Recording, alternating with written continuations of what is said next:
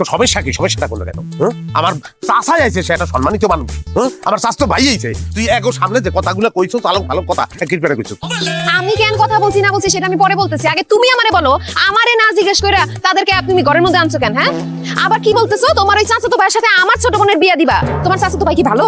হ্যাঁ, বেকার, কাজ কাম কোনো কিছু করে না, বাদাই মা, আবার নেশাখোর, এর লগে কি আমার বোনের বিয়ে দিমু? ও কাম কাজ করবে না, ও কিল্লিকে কাম কাজ করবে। হ্যাঁ, 4-5টা চাকরিও ফালাইছে, কত মানা করিয়েছে। ব্যক্তি কি দুনিয়াতে মাইন দিয়ে রইবে? আর দরুন সম্পত্তি ও করবে কাম। তোর সমস্যা কি? 4-5 দিন হালাই তুই বাপের বাড়ি। হ্যাঁ, এর মধ্যে ব্রেন ওয়াশ হয়ে গেছে। তোমার যে 3 তো ওসাইছি, তোমার যে ফাইল খাওয়াইছি, তোমার মনে নাই না? হ্যাঁ, পিটাবো কিন্তু ঢক মতন পিটাবো কিন্তু উল্টাপাল্টা কথা কইলে। আমার পিটাইবো? এখন আমি বরিশালে নাই, এটা বরিশাল না, এটা আমার বাপের এলাকা। তোর বাপের এলাকায় স্বাধীন হয়ে গেছে? হ্যাঁ, এ নাইতে বিচা লাগে? এটা বাংলাদেশের মধ্যে না, এ যে পিটাইতে পারে, যা পিটানের নেশা আছে, মোর কোনো পিটানের নেশা আছে। মুই গুলো পিটাইতে পারি বাপের বাড়িতে, আমি কিন্তু হোর বাড়িতে পিটাইতে পারি। পিটান কিন্তু স্টার্ট হয়ে যাবে যে কোনো সময়। আমার ডর দেখা কোনো লাভ নাই। একটা কথা আমি সাপ সাপ কয়ে দিতেছি, আমার বইনের বিয়ে আমি এই সারা লগে দিব না। ওরে খোদা, তুমি কেডা?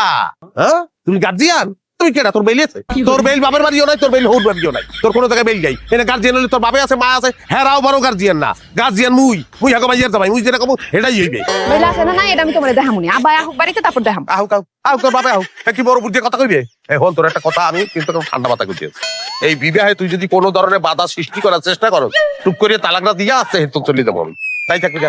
এবার জুতার তলি হয়ে গেছে, ঘরের মধ্যে আটা টাটা কিছু থাকলে এই যে জুতার তলি লাগা।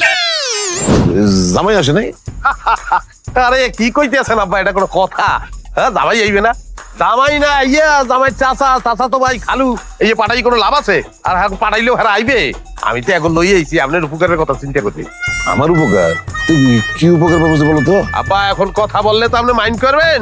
আপনি তো একটু উদাস মানুষ। হ্যাঁ, মাইক গজে বড় হইতে আছে আমাদের সেতু, সে কি এখন আর শিশু আছে না? হ্যাঁ, সে যে ডাঙ্গর হয়ে গেছে। হ্যাঁ, এই খেয়ালটা আপনি রাখতে হইবে না? এই সেতু সেতু সেতু সেতু বুঝছেন কাকু, আমার মাথার মধ্যে সবসময় খালি সেতু। একটা ব্যবস্থা করা লাগবে, একটা বিবাহ হতে হইবে না? হ্যাঁ, এই 3-4 মাস ধরে আব্বা এই সেতুর লিগে পাত্র খুঁজতে আছি যোগ্য পাত্র তো লাগবে, এত পাইতে আছি না। হঠাৎ করে আমার মনে চক আমি দুনিয়া ধরে বিচ্ছে কে আমার বগলে একটু পাত্র আছে, এই আমার ছাত্র ভাই। হ্যাঁ, ইংরেজের বাচ্চা, রাঙ্গা টপকে পড়াশোনাও করছে, সে খুবই ব্রিলিয়ান্ট ছেলে আছিল, গ্রাজুয়েট পড়ছে, পড়ে নাই না? বিদেশ যাবো তো ভাই, পড়াশোনার আগুই নেই। ছেলে কুয়েত যাইবে, কোনো চাকরি নেই, ওখানে ব্যবসা করবে, উটের দুধ এক্সপোর্ট করবে, বাংলাদেশেও পাঠাইবে, ওই আমি রিসিভ করবো, আপনারাও পাইবেন।